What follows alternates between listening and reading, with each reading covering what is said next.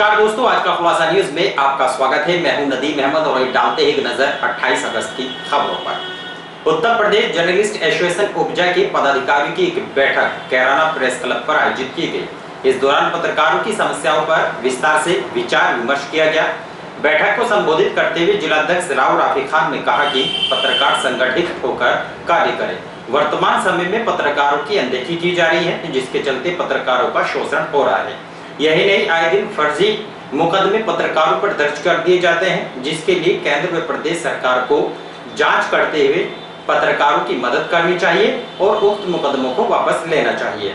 उन्होंने कहा कि आगामी दिनों में पत्रकार समाज की रक्षा और संगठन का विस्तार करने के लिए उपजा संगठन एक आंदोलन चलाएगा, जिसमें पत्रकार साथी बिना किसी मतभेद के संगठित होकर कार्य करें।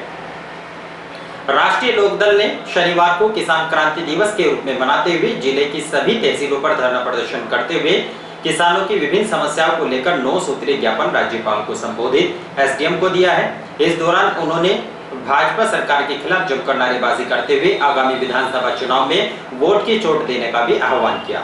शनिवार को रालोद द्वारा किसानों की समस्याओं का समाधान न किए जाने पर किसान क्रांति दिवस के रूप में मनाया गया। इस दौरान रालोद कार्यकर्ता सैकड़ों की संख्या में एकत्रित होकर पूर्व विधायक राव अब्दुल वारिस के नेतृत्व में उन तहसील पहुंचे।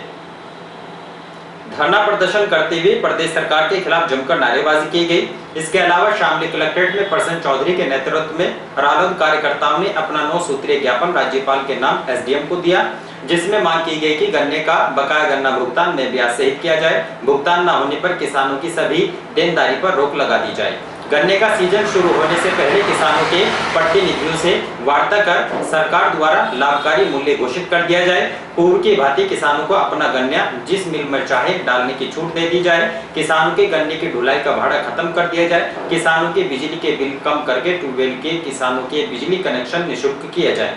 किसानों के लिए डीजल पर सब्सिडी दी जाए। खाद व अन्य संबंधित कृषि यंत्रों के दामों को घटाकर किसानों को राहत देने का काम किया जाए। दल के जो राष्ट्रीय अध्यक्ष है चौधरी जैन जी के निर्देश पर आज किसान क्रांति दिवस के रूप में मनाया जा रहा है, जिसमें किसानों के संघर्ष की आवाज़ उठाई जाएगी। जैसे किसानों का टाइम पे पेमेंट नहीं हुआ, किसानों को भाव नहीं मिला, गन्ने का जो एमएसपी निश्चित करती है सरकार, वो एमएसपी किसानों को पूरी नहीं मिलती। खाद पे और डीजल पे दाम बढ़े हुए हैं। जो उन्होंने नारा दिया था कि भाई हम आय दोगुनी करेंगे, वो आय चौथाई रहेगी। और जो किसानों की और भी समस्याएं हैं, जैसे जब किसान गन्ना डालने जाता है तो उसका कांटे पे से और मील तक का जो रेट लगता है वो रेट नहीं लगना चाहिए। और जो पेमेंट बची हुई है किसानों की, वो भी ब्याज की मिलनी चाहिए। और एक समस्या सबसे बड़ी क्या आ रही है आजकल, क्या भाई किसान कहीं भी गन्ना यदि डाल दे, उसकी भी हम मांग रखते हैं। भाजपा व्यापार प्रकोष्ठ के नवनियुक्त जिलाध्यक्ष आशीष मित्तल का रेलवे रोड स्थित कार्यालय पर व्यापारियों द्वारा फूल माला लादकर भव्य स्वागत किया गया। व्यापारियों ने कहा कि आशीष मित्तल के व्यापार प्रकोष्ठ का जिलाध्यक्ष बनने से व्यापारियों द्वारा काफी अच्छा महसूस किया जा रहा है और अधिकारियों द्वारा किया जा रहा व्यापारियों का उत्पीड़न भी बंद हो सकेगा। शनिवार को आयोजित कार्यक्रम में नवनियुक्त जिलाध्यक्ष आशीष मित्तल ने कहा कि भाजपा सरकार व्यापारियों के लिए हर कदम संभव मदद करेगी। सपा व बसपा की सरकार में सबसे ज्यादा उत्पीड़न हुआ है। उन सरकारों में व्यापारियों का अपहरण व रंगदारी की घटनाएं होती थी। भाजपा की योगी सरकार बनते ही उत्पीड़न खत्म हुआ। उन्होंने कहा कि कैराना क्षेत्र के व्यापारियों के उत्पीड़न का सबसे बड़ा केंद्र बना हुआ था। 2 सगे व्यापारी भाइयों की रंगदारी न देने पर हत्या कर दी गई थी, लेकिन वर्तमान में भाजपा सरकार में विश्वास जताते हुए व्यापारी वापस लौटा है और उद्योग धंधे फल फूल रहे हैं। अधिकारियों को भी व्यापारियों की सैंपलिंग भरने की प्रथा से बचना चाहिए। जनपद में सैंपलिंग भरने के नाम पर किसी भी व्यापारी का उत्पीड़न बर्दाश्त नहीं किया जाएगा, लेकिन व्यापारी भी मानक व शुद्धता का साथ के साथ ख्याल रखें। उन्होंने कहा कि 6 माह बाद व्यापारियों की परीक्षा का समय आ चुका है। भाजपा सरकार के इस कर्ज को व्यापारियों को उतारना होगा। इस अवसर पर भाजपा व्यापार प्रकोष्ठ के प्रदेश संयोजक विनीत अग्रवाल शारदा ने नवनियुक्त जिलाध्यक्ष आशीष मित्तल का फूल माला लादकर भव्य स्वागत भी किया है। जिला आबकारी विभाग की टीम ने शराब तस्करों के खिलाफ चलाए जा रहे अभियान में गांव पिंडोरा में छापा मारकर 2 सगे भाई शराब तस्करों को गिरफ्तार कर भारी मात्रा में देशी शराब के साथ दबोच लिया है, जिनके पास से टीम में तस्करी कर प्रयोग की जाने वाली बाइक को भी जब्त किया गया।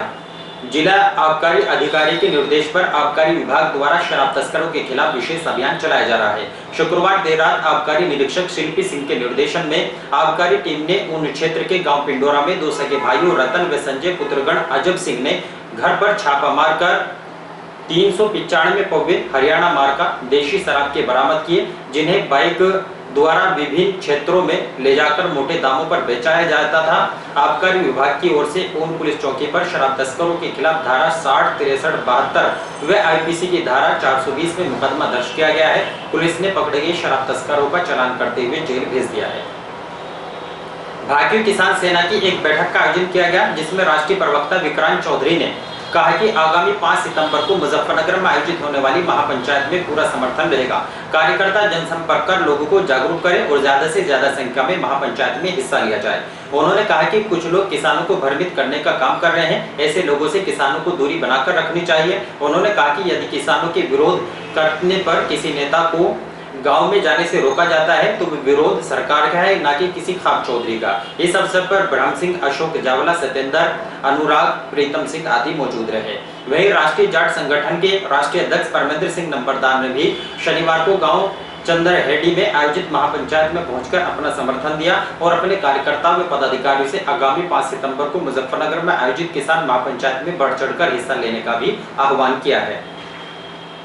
शुक्रवार देर रात विद्युत विभाग की लापरवाही के चलते शहर की विभिन्न बस्तियों व मोहल्लों में लोगों को परेशानियों का सामना करना पड़ा।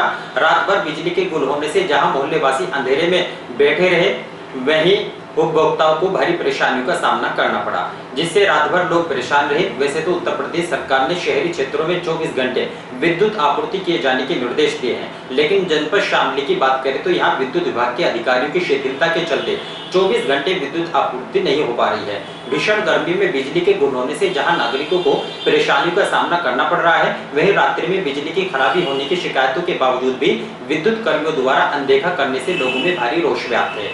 गत रात्रि भी मोहल्ला पंसारियान, कलंदरशाह और राजो मोहल्ला का एक फेज चले जाने से लोग रात भर परेशान रहे। लोगों ने बताया कि कई बार विद्युत विभाग के कर्मचारियों व अधिकारियों को शिकायत करने का प्रयास किया, लेकिन उन्होंने फोन तक नहीं उठाया, जिस कारण लोगों को रात भर परेशानियों का सामना करना पड़ा। इसके अलावा शामली के सीबी गुप्ता कॉलोनी, आर्यपुरी और दयानंद नगर के लोगों ने भी बताया कि कोरोना काल में विद्युत बिल जमा न किए जाने से विद्युत कर्मी लगातार कनेक्शन काटने का काम कर रहे हैं और यदि उनसे अनुरोध करने का प्रयास भी किया जाता है तो वे अभद्रता पर उतारू हो जाते हैं। उन्होंने मामले में आला अधिकारियों से संज्ञान लेकर जांच कर कार्रवाई किए जाने की मांग की है। शामली के कैरान रोड पर ट्रक द्वारा बाइक में टक्कर मार दिए जाने से मारुति एजेंसी पर कार्यरत वाइस मैनेजर की मौके पर ही दर्दनाक मौत हो गई। पुलिस ने शव को कब्जे में लेकर पोस्टमार्टम के लिए भेज दिया है। परिजनों की तहरीर पर पुलिस ने चालक के खिलाफ मामला दर्ज कर कार्रवाई शुरू कर दी है। शामली के मोहल्ला पंजाबी कॉलोनी निवासी 30 वर्षीय तरुण तुनेजा पुत्र कश्मीरी लाल कैराना रोड स्थित मारुति एजेंसी पर वाइस मैनेजर की पोस्ट पर कार्यरत है।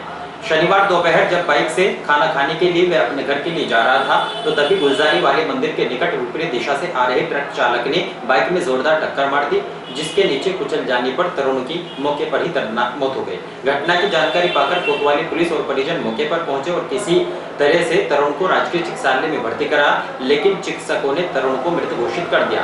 पुलिस ने शव को कब्जे में लेकर पोस्टमार्टम के लिए भेज दिया है। पुलिस ने घटना के दोषी चालक वे ट्रक को अपने कब्जे में ले लिया। परिजनों की तहरीर पर पुलिस ने मुकदमा दर्ज कर कार्रवाई शुरू कर दी है। घटना को लेकर परिजनों का रो रो कर बुरा हाल है। और इन्हीं खबरों के साथ समाचार बुलेटिन यही समाप्त है। दीजिए इजाजत, नमस्कार।